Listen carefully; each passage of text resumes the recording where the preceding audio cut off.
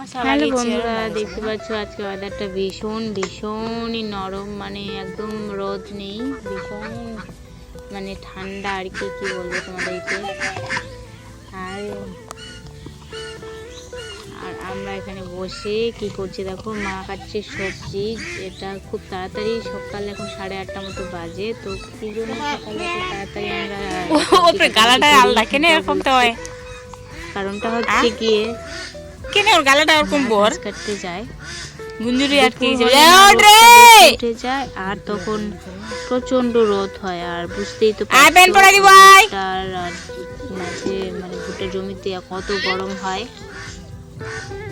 তাই মা সকাল সকাল মানে সব কিছু রেডি করে দিয়ে যায়, আর বাকিটা যেটা থাকে সেটা আমি করি।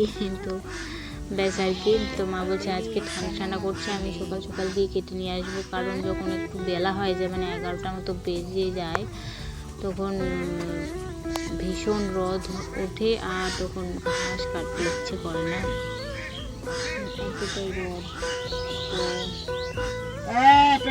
এই জন্য কাটাকুটি করছি। আর দেখছো আমাদের এই যে আম গাছে আম হয়েছে, আর এই গাছটা দেখতে পাচ্ছ, ছোটবেলা অনেক স্মৃতি জড়িয়ে আছে। গাছে আম চুরি করতাম ভীষণ। এটা আমাদের তখন ছিল না, অন্য ছিল, এটা আমরা কিনে নিয়েছি যখন, তো এখন আমাদেরই। তো আর কি বলবো আর কি, কাটাকুটি করা কমপ্লিট করে এবার মা যাবে বাড়িতে একটু কাজ আছে। না খুলিস না, পড়ে যাবে, চলে যাবে তখন।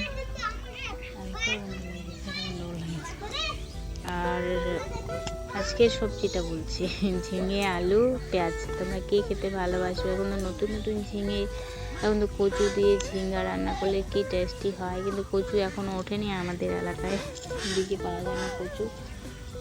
তো তাই বাবা শুধু ঝিঙেটাই নিয়ে এসে ঝিঙে পেঁয়াজ আলু দিয়ে রান্না হবে। এটা ঝিঙে পোস্ত না, ঝিঙে ঝোল, ঝিঙে আলু পেঁয়াজের ঝোল। তো আজকে সবজি এটাই আর কি ছিল মেনুতে, তো এটাই হবে। কিছু ভাজাভুজি হবে হয়তো, জানি না, সয়াবিন ভাজা করবো আমি। আবার একটা সবজি দিয়ে খেতে পারি না, ভাজাভুজি খাওয়ার যতই বারণ করছে আমাকে, কিন্তু আমি তা মানিই না, পারি না ভাজাভুজি অ্যাভয়েড করতেই পারি না, কেন জানি না, এতটাই প্রবলেম হয় আমার। তবুও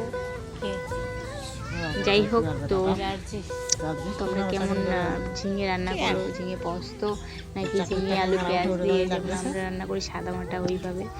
তো আমাকে জানাবে কমেন্টে। আর যদি ভালোভাবে রান্না করতে পারো তো আমাকে একটু সাহায্য করো কমেন্টের মাধ্যমে, আমিও চেষ্টা করব তোমাদের রান্নার কৌশল অবলম্বন করার।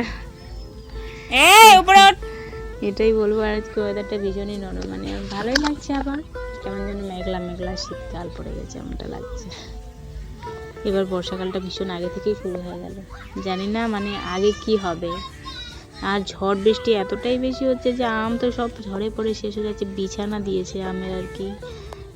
কত আগে আমগুলো ঝরে পড়ে যাচ্ছে, কষ্ট লাগছে। টাটা।